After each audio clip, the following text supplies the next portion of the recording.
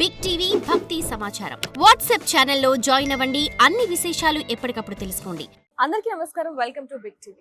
ఎన్నో ఆధ్యాత్మిక ప్రశ్నలకు సమాధానం చెప్పడానికి ఇప్పుడు మనతో పాటు ఆధ్యాత్మిక గురువులు, జ్యోతిష్య పండితులు హరికృష్ణ గురువు గారు మనతో పాటు ఉన్నారు. వారితో మాట్లాడదాం.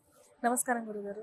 నమస్తే అమ్మ. గురుగారు, చాలా మందికి అనేక సందేహాలు ఉన్నాయని చెప్పొచ్చు. ముఖ్యంగా గడపకి మనం పూజిస్తూ ఉంటాం. అంటే పూజ చేసే ప్రతిసారి కూడా చాలా మంది పూజిస్తూ ఉంటారు, లేకపోతే రోజు కూడా పూజిస్తూ ఉంటారు. అంటే పసుపు రాయటం, లేకపోతే ముగ్గులు వేయటం, కుంకుమ పెట్టడం, ఇలాంటివి.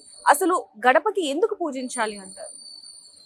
ముందుగా బిగ్ టీవీ ప్రేక్షకులకు నమస్కారాలు. శ్రీమాత్రే నమః. మరి ఈరోజు గడపకి ఎందుకు పూజించాలి అనేటువంటి సందేహాలు నివృత్తి చేసుకోవడానికి ఈరోజు మనను ప్రశ్నలను వెతుకోవచ్చు. ఎందుకంటే పూర్వకాలం నుండి కూడా ఆ యొక్క గడప విశిష్టత అటువంటిది. ఎందుకంటే శ్రీ మహావిష్ణువు నారసింహ అవతారంలో ఆ యొక్క గడప పైన ఆ యొక్క రాక్షసుని సంహరించి మన ఈ యొక్క ప్రపంచానికి కళ్యాణ తిలకం దిద్దిన శ్రీ మహావిష్ణువు అంశ అయినటువంటి శ్రీ మహాలక్ష్మీదేవి నివాసం ఉండే స్థలము గడప. ఎందుకంటే ఆ గడప మనకు పూర్వకాలంలో ఏ విధమైనటువంటి క్రిమి కీటకాలు ఇంట్లోకి ప్రవేశించకుండా ఆ యొక్క గడపను చక్కగా పసుపుతో అలంకరించి బియ్యం పిండితో బొట్లు పెట్టి దానిపైన పసుపు కుంకుమలతో అలంకరించడం వలన మనకు ఇంటి లోపల క్రిమికీటకాలు సంభవించకుండా, అలాగే ఆరోగ్య క్షీణత లేకుండా ఆ యొక్క గడపను పూజించడం జరుగుతుంది. ఈ యొక్క గడప విశిష్టత ఏమిటంటే మన ఇంటికి గుమ్మము అనేటువంటిది చాలా ముఖ్యమైనది. ఎందుకంటే ఈ యొక్క గుమ్మము అంటే గడప మనను ఇంటిల్లిపాదిని సంరక్షిస్తున్న ఒక ఆయుధంగా మనము పరిగణించుకోవాలి. ఎందుకంటే ఆ యొక్క శ్రీ మహాలక్ష్మీదేవి కూడా ఎల్లవేళలా ఆ యొక్క గడపలో కొలువై ఉంటుంది.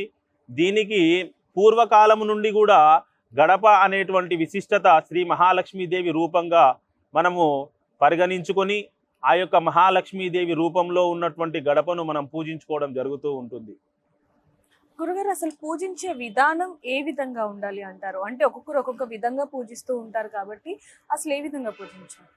ఇప్పుడు గడపను పూజించుకోవడం అనేటువంటిది ఉదయాన్నే స్త్రీలు తలార స్నానం చేసుకొని మంగళవారం కానీ శుక్రవారం కానీ ఇంటిని శుద్ధి చేసుకొని తద్వారా తదుపరి మనకు గడప దగ్గరికి వెళ్ళి ఆ యొక్క గడపను నీటితో పరిశుభ్రంగా చేసుకొని ప్రతిదినము కూడా ఆ యొక్క గడపను పూజించుకోవడం అనేటువంటి చాలా శ్రేయస్కరము. ఎందుకంటే ఆ యొక్క గడపలో ఉన్నది శ్రీ మహాలక్ష్మీదేవి.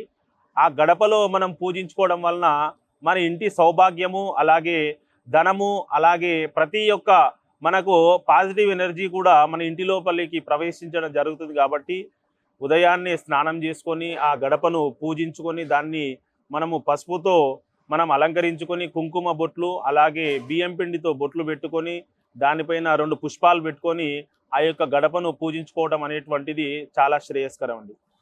గురుగారు, చాలా మంది కూడా స్నానం చేయక ముందే గుమ్మాన్ని పూజించటం కానివ్వండి, ఇలాంటివి చేస్తూ ఉంటారు. దానివల్ల ఏమన్నా ఇబ్బందులు తలెత్తే అవకాశం ఉంటుందంటారా? అంటే ఇప్పుడు మనము గడపను ఎవరైనా సరే స్త్రీలు ఉదయాన్నే లేచి స్నానం చేసుకున్న తర్వాతనే గడపలను అలంకరించుకోవాలి. ఎందుకంటే స్నానం చేయకముందు ఇలాంటివి చేయడం వలన మనకు చెడు ప్రభావాలు, చెడు ఫలితాలు కూడా మనకు సంభవిస్తాయి. ఎందుకంటే మనం ఏ యొక్క దేవాలయానికి వెళ్ళాలన్నా కూడా, ఏ యొక్క శుభకార్యం చేయాలన్నా కూడా స్నాన సంధ్యానుష్ఠాలను పూర్తి చేసుకొని మనం ఈ కార్యక్రమాలు చేసుకోవాలి.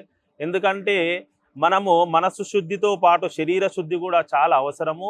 తద్వారా మనకు శరీర శుద్ధి చేసుకోవడం వల్లనే మనకు పాజిటివ్ ఎనర్జిటీస్ కూడా మన శరీరంలోకి ప్రవేశించడం జరుగుతుంది. కాబట్టి ప్రతి ఒక్కరు కూడా ఇలాంటి విధులను, స్నాన సంధ్యానుష్ఠాలను పూర్తి చేసుకున్న తర్వాతనే ఇలాంటి కార్యక్రమాలు చేసుకోవాల్సిందిగా మనం విజ్ఞప్తి చేస్తూ ఉన్నాం. For more videos like this, subscribe Big TV channel.